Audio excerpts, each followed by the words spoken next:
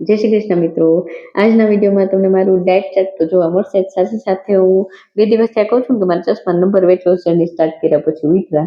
તો એ બાબતે પણ હું તમને બતાવીશ કે મારા પહેલા કેટલા નંબર હતા, અત્યારે કેટલા છે, અને આ બધું કેવી રીતે થયું, મને શું લાગે છે.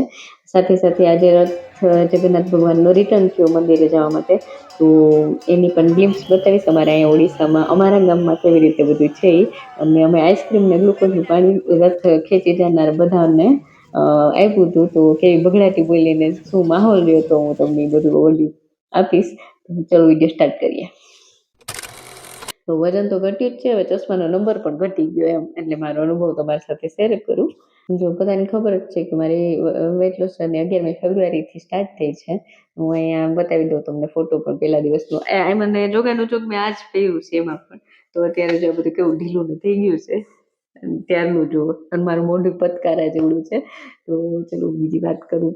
તો 11મી ફેબ્રુઆરીએ મારી સફર સ્ટાર્ટ થઈ હતી, ને આ સફરમાં મેં કોઈ સપ્લિમેન્ટ, ઇક્વિપમેન્ટ કે કંઈ પણ લીધું નથી, ફેન્સી ડાયટ નથી કરી, માત્ર ઘરનું જ ખાવાનું અને કેલરી ડેફિસિટમાં રહીને પૂરતું પ્રોટીન લેવાની કોશિશ કરી છે. એટલે પહેલાં તો એટલું પ્રોટીન નથી લેતી, પણ હાલ ફિલહાલ લઉં છું.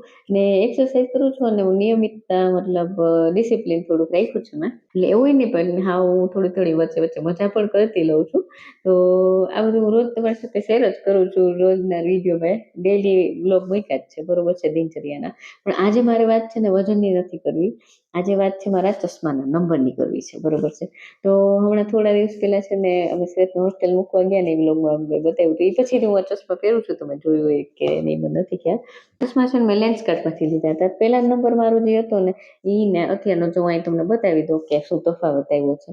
તો આ બધું સુધારો આવ્યો છે ને એ જો મારા લેન્સ કાર્ડની એપ્લિકેશનનો સ્ક્રીનશોટ છે. 2022માં મારો નંબર કેટલો હતો ને અત્યારે 2026માં નંબર કેટલો છે. તો કે મારી વેટ લોસ જર્ની શરૂ થઈ ને પછી મારો સ્ક્રીન ટાઈમ તો પહેલાં કરતાં ઘણો વધી ગયો છે. કારણ કે જો યુટ્યુબમાં વિડીયો બનાવો એટલે ખાલી વિડીયો બનાવીને મૂકી દીધો એવું નથી. કારણ કે જે વિડીયો બનાવે ને એને ખબર હોય કે ભાઈ એમાં એમ તો મહેનત છે. વિડીયો શૂટ કરવો, વિડીયોને એડિટિંગ કરવું, પાછું એડિટિંગ કરીને પછી એના માટે થંબનેલ બનાવવું, ને પછી ડિસ્ક્રિપ્શન ને ટાઇટલ, હા તે કોમેન્ટ્સ બધાયની આવે તો એના જવાબ આપવા, અને આમ ઘણો બધો સમય આપણો ફોન સાથે જ જાય એમ. એટલે જો કોઈ એમ કહે ને કે સ્ક્રીન ટાઈમ વધવાથી નંબર જરૂરથી વધી જ જાય એમ, તો મારા કેસમાં તો છે ને આ એકદમ ઊંધું થયું છે એમ, એવું નથી થયું. પણ હું એક વાત અહીં ખૂબ સ્પષ્ટતાથી કહી દઉં કે હું બિલકુલ એવો દાવો નથી કરતી કે આમ વજન ઓછું કરવાથી જ મારા ચશ્માનો નંબર ઘટી ગયો છે. પણ મારા અનુભવ પ્રમાણે હું તમને શેર કરું છું. કારણ કે આવું કોઈ સાબિતી તો નથી મારી પાસે, પણ મારા કેસમાં તો જો આવું થયું છે કે જ્યારથી મેં છે ને હેલ્ધી ખાવાનું સ્ટાર્ટ કર્યું છે ને ત્યારથી નિયમિત એક્સરસાઇઝ શરૂ કરી છે. એટલે આ ઘણા બધા આવા પરિબળો છે જે મેં મારી રૂટીન લાઈફસ્ટાઈલમાં ચેન્જીસ લાવ્યો છે. જેમ થોડીક ઊંઘ વ્યવસ્થિતથી લેવી, ખાવા પીવામાં ધ્યાન રાખવું, અને આપણી ઓલ ઓવર હેલ્થ સુધારો કરવો, પાણી પીવામાં વ્યવસ્થિતથી પાણી પીવું પૂરતું એમ. એટલે ત્યાર પછી છે ને મારા આંખમાં નંબરમાં પણ થોડોક સુધારો જોવા મળ્યો છે મને તો. એટલે આમાં તો મારો વ્યક્તિગત અનુભવ છે. તો મને એવું લાગે છે કે ઘણીવાર છે ને આપણે ફક્ત વજન ઓછું થવાનું જોઈએ છીએ, પણ બાય પ્રોડક્ટ તરીકે આપણને એનું ઘણું બધું બીજા પણ અણધારી આપણને ફાયદા મળી શકે.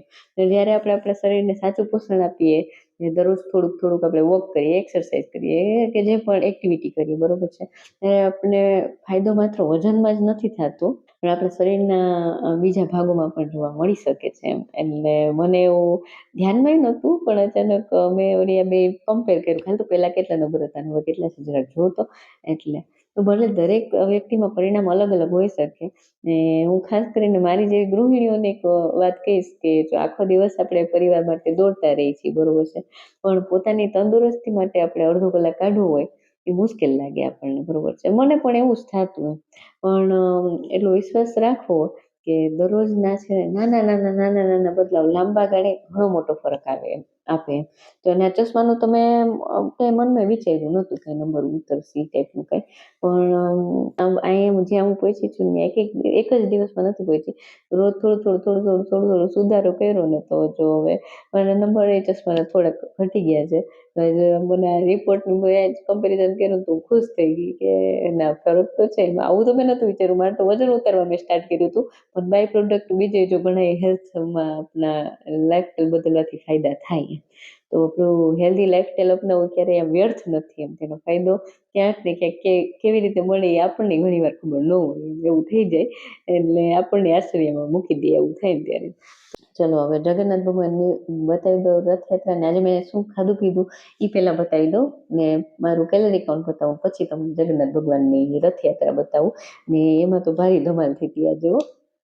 જો સવારમાં નાસ્તામાં મેં મારી વેટ લોસ ભાખરી અને દહીં ખાધું હતું. બપોરની થાળી છે એમાં બધું લખ્યું છે એ ખાધું. અને આ રોંઢે મેં એક્સરસાઇઝ પછી આટલું ખાધું હતું.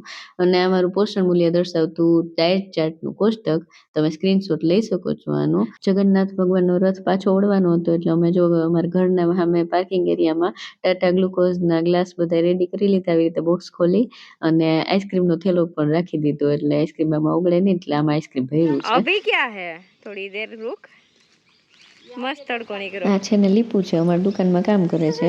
પણ એવી અઘરી રોટ છે ને બધા એને ખીજાતા જ હોય હરમેશ. પણ એમ ખોટું ન લગાડે બિચારું, પણ એ કામ એવું કરે તે ખીજાતા જ હોય બધા. ને જે રથ આવવાની વાર હતી તો અમે રાહ જોઈને ઊભા હતા.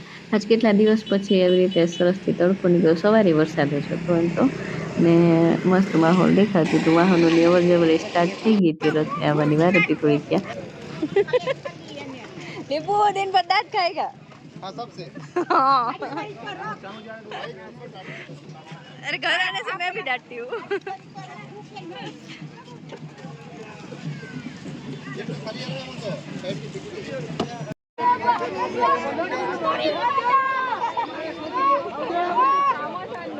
खाली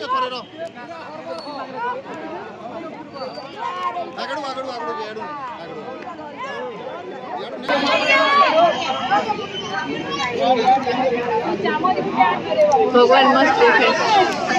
ભગવાનના રથની આગળ નાચવા ગાવા વાળા બધા હોય એ પણ હવે આઈસ્ક્રીમ પાસે આવી ગયા હતા અને આઈસ્ક્રીમની મજા માણતા હતા. રથ ધીમે ધીમે કરીને આવતો હતો, ત્યાં ઊભો રહી ગયો હતો થોડીક વાર. તો બધા એની રાહે અમે જોતા હતા અને અહીંયા ભીડભાડ ચાલુ હતી.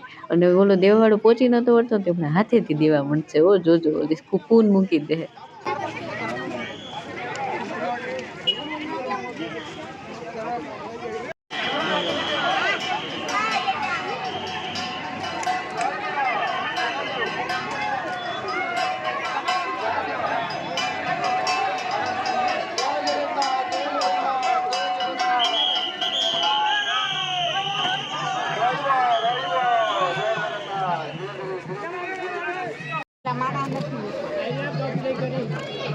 નહીં જરૂર પડે પપ્પા, એક જ છે હવે, એક જ બોક્સ છે, એટલા કપ છે. ભલે ને લીધું, મેં તો દેવા હાટું જ છે મમ્મી.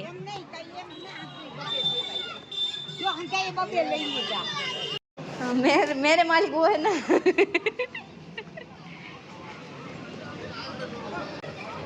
મમ્મી ગ્લુકોઝ નું કહે છે કે નથી દેવું એમ, વધે ભલે દઉં તો શું કરવું રાખીને પપ્પા. હા આપણે દેવા હાટું તો લઈ આવ્યા છીએ.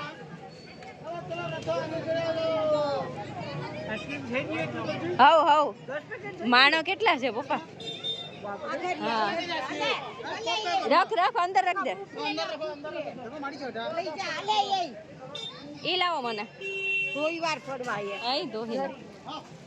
इसमें वजन तो है एक है सुशील, एक है ले। अरे क्या लग रहे हैं लोग? वही तो एक पैकेट पड़ा, मैं बोली वजन क्यों है? जल्दी ले, जल्दी ले ले है ले ले। क्यों क्या करना है? बांट दो अरे तो बांट दो ब्रो। हाँ ले ले ले ले ले।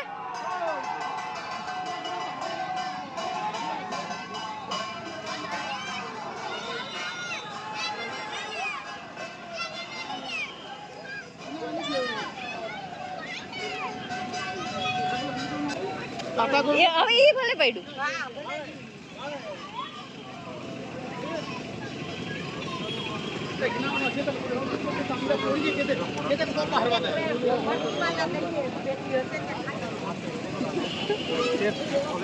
હા છે તેને લગાવો. તો આવી રહી મારી આજની દિનચર્યા અને મેં આજે પ્રોટીન અને ફાઈબર મેનેજ કરવાની પૂરી કોશિશ કરી છે અને ચલો રેડ ક્રોસ પાઠ કરી લઈએ.